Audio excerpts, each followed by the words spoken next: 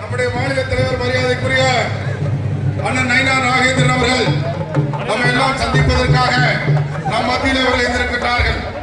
அவர்களை வரவேற்கக்கூடிய விதமாக அனைவரும் ஒரு நிமிடம் இந்த 5 ஆண்டு காலம் நம்முடைய திராவிட மாடல் ஆட்சியில் தலைகுனிந்து இருக்கும் இந்த தமிழகத்தை மீண்டும் தலைநிமிர செய்வதற்காக தமிழகம் முழுவதும் சுற்றுப்பயணம் செய்து வரும் தமிழகத்தின் எதிர்கால மன்னர் நமது பாசமுள்ள பண்ணையார் நயினா நாகேந்திரன் அவர்கள் இந்த விருதுநகர் காமராஜர் மண்ணிற்கு, இந்த புனித மண்ணிற்கு வந்ததை வருக வருக என்று வரவேற்கிறேன்.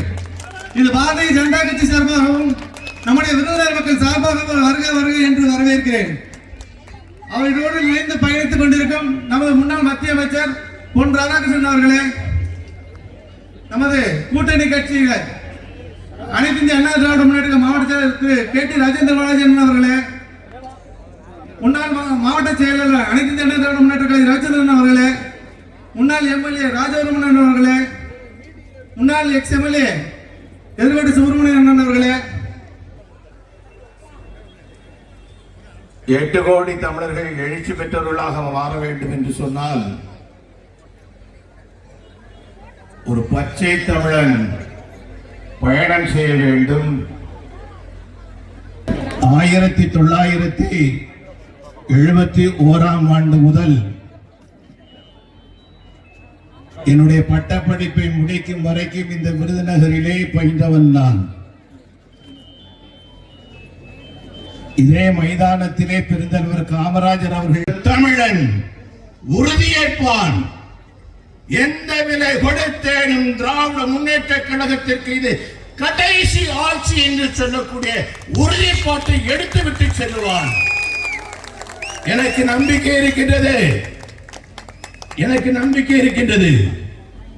இங்கு இருக்கக்கூடிய இளைஞர்கள், பெரியவர்கள், தாய்மார்கள், நீங்கள் இங்கிருந்து புறப்பட்டு செல்லும் போது நான் உறுதியெடுத்து விட்டேன். அருள் பாலித்துக் கொண்டிருந்தது மட்டுமல்ல, தமிழ்நாட்டினுடைய கோபுரத்தின் சின்னமாக விளங்குவதும் இந்த விருதுநகர் மாவட்டம் அவ்வளவு பேர் போன மாவட்டம். அது மட்டுமா, விருதுநகர் என்று சொன்னாலே எல்லோருக்கும் நினைவுக்கு வருவது பெருந்தலைவர் காமராஜர். கல்விக்கண் திறந்த காமராஜர், காமராஜரை தந்த மண் இந்த மண். ஒரு முதலமைச்சரையா தந்த மண் இந்த மண், 3 முதலமைச்சர்களை தந்த மண் இந்த மண். முதலிலே சுப்பிரமணிய ராஜா அவர்களை தந்த மண் இந்த மண். 2வது முதலமைச்சர் கர்ம வீரர் காமராஜர் அவர்கள். 3வது முதலமைச்சர் யார் தெரியுமா? 3வது முதலமைச்சர் யார் சொல்லுங்க பார்க்கலாம்.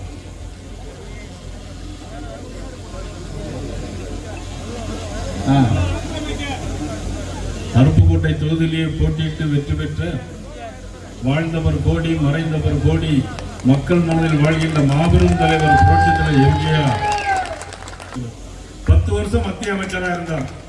இப்பவும் பஸ் ஏறி அடுத்தால நம்பி தான் போக வேண்டியிருக்கு. போப்பெல்லாம் வித்தாச்சு நாகர்கோவில்ல. இப்படிப்பட்ட கட்சி தான் பாரதிய ஜனதா கட்சி. 3 முதலமைச்சர்களை சொன்னால, 3 முதலமைச்சர்கள் குமாரசாமி ராஜா, கர்ம வீரர் காமராஜர் கொடுத்தார். அப்படிப்பட்ட உத்தமர்கள் வாழ்ந்த இந்த மண்ணில், இதே ஊரில், இதே மாவட்டத்தில் எவ்வளவு மோசமான சூழ்நிலையெல்லாம் இருக்கிறது என்பதை ஒரு வீடியோ காட்சி மூலம் இப்பொழுது நீங்க பார்க்கலாம்.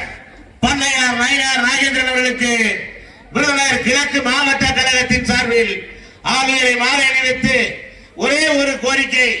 விருதுநகர் மாவட்டத்திலே பண்ணையார் அவர்கள் இன்றைக்கு பாரதிய கட்சியினுடைய ஜனதா கட்சியுடைய தலைவராக இருந்து அனைத்து இந்திய அண்ணா திராவிட முன்னேற்ற கழகத்தினுடைய கூட்டணி இன்றைக்கு தமிழகத்திலே 2026 ஆட்சியிலே அமர்வதற்கு இன்றைக்கு புரட்சி தமிழர் எடப்பாடியார் அவர்களும் இன்றைக்கு தலை நிமிர இன்னைக்கு தமிழகம் தலை நிமிர வேண்டும் என்று இன்றைக்கு அண்ணன் பண்ணையார் நயினார் நாகேந்திரன் அவர்களும் இன்றைக்கு சூறாவளி பிரச்சாரத்தை செய்து வந்து கொண்டிருக்கின்றார்கள்.